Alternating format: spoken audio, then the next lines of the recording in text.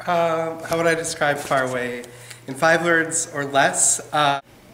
Profound, thought-provoking, and fancy.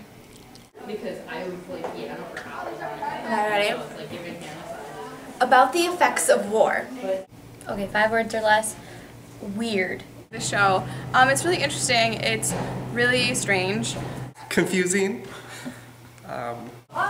Metaphorical, love, and war.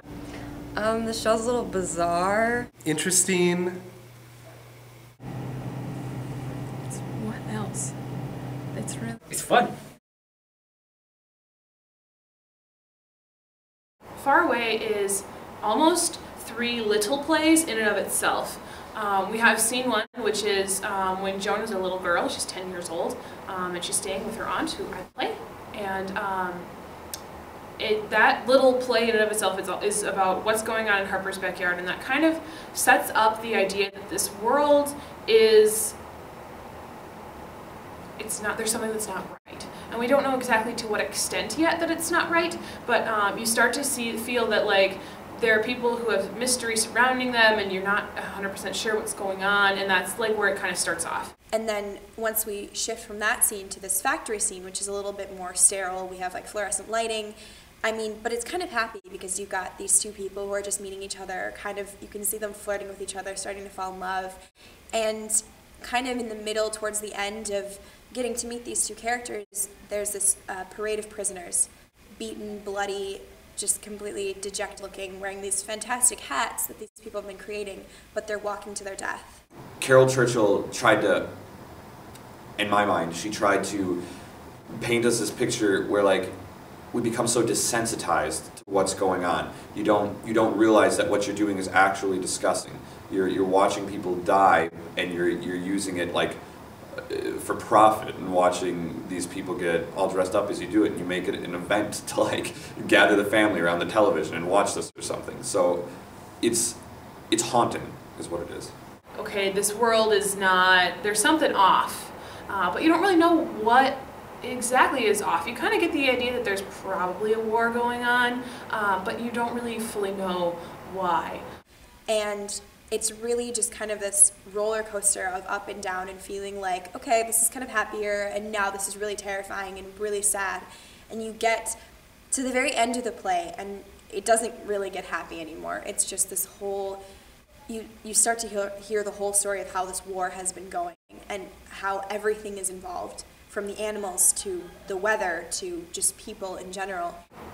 And this is where you really get to figure out that this world is not the world that we live in. It's not futuristic, it's not in the past. It could be set anytime, anywhere, and that's really the idea that Caryl Churchill is trying to portray here. It's the kind of thing you're going to want to think about. Be like, whoa, hold on, can I piece this together? Wait a minute. It's a very thought-provoking show, and it's very good that way because it makes you think.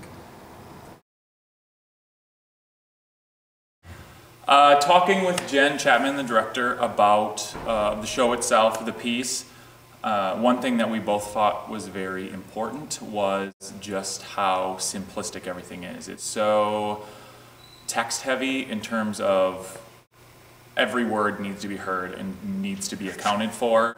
There's lots of pauses, there's a lot of ambiguity of what stuff is.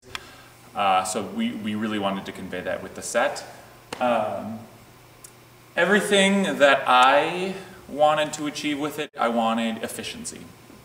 It's a unit set, and everything that is on stage doubles as one thing, then turns into something else later on in the piece, which was very important. So you see something, and it's not going to be that towards the end, and then it gets flipped back to what it originally was. So there's not a lot of set changes in terms of major set pieces changing, but it does change locations and does double duty. It is extremely interesting to watch. Cray cray. Please just come to see these hats. It's relevant to what's happening in today's world. Constantly bombarded with stories of warfare and bombings and who's on whose side and who's fighting who and where it's happening. And it's short, so you're gonna think about it, and then you still have time to like go out for food or drinks and discuss it afterwards. So it's great. Amazing visuals, thought-provoking, but way too much glitter. Different. Thought-provoking. For us, all of the wars have been far away, and we don't know what it's like. And because of that, you see these things on the news and you hear the body counts and all these terrible, horrible things, and for some reason, that's okay.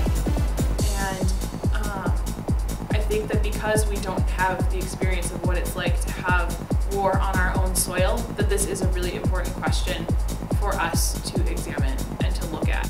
But it is all around us, even if it is bombing in Syria or if it's bullying in our schools. There's wars being waged everywhere, so it's very relevant, and we're all